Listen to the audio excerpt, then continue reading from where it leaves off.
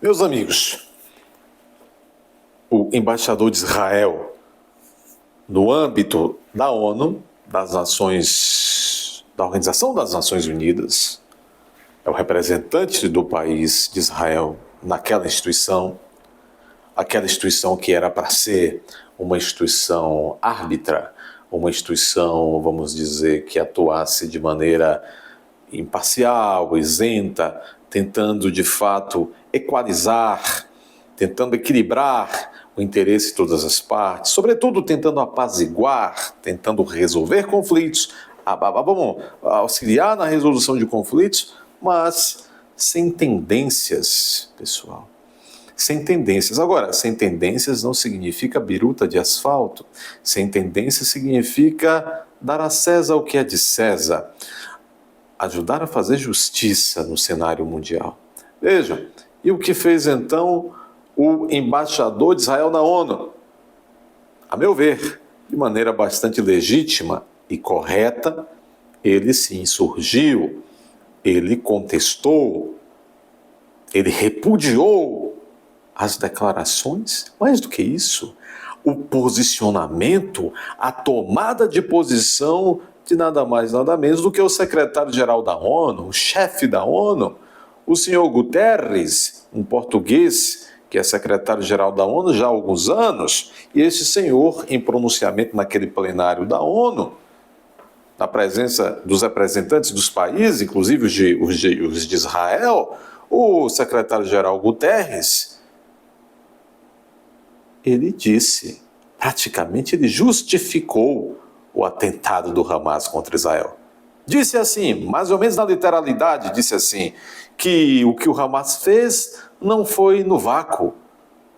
Ou seja, como se Israel tivesse dado algum motivo, alguma razão para o Hamas fazer o que tivesse feito, como se fossem justificáveis os atos terroristas do Hamas em terras lá israelenses.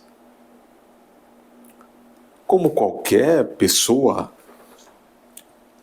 ou qualquer país, qualquer representante digno, decente, o representante de Israel naquela sessão contestou altivamente, a meu ver, de maneira, como digo, legítima. Chegou a questionar que esse secretário-geral da ONU perguntou se ele sabia do que ele estava falando. Se ele estava em perfeita sintonia com as coisas, com os neurônios. E foi uma sessão bastante quente, com intercalações entre outros representantes de outros estados soberanos.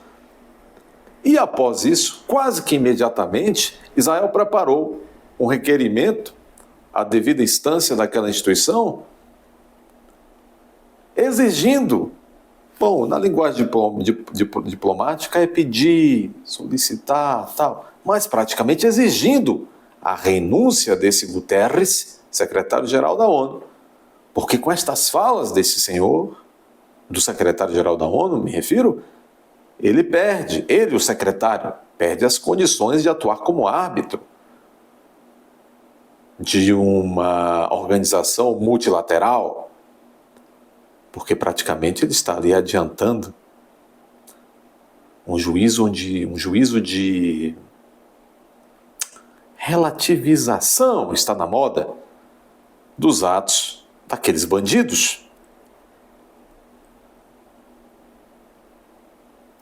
Vejam, eu também compartilho desta visão do embaixador de Israel.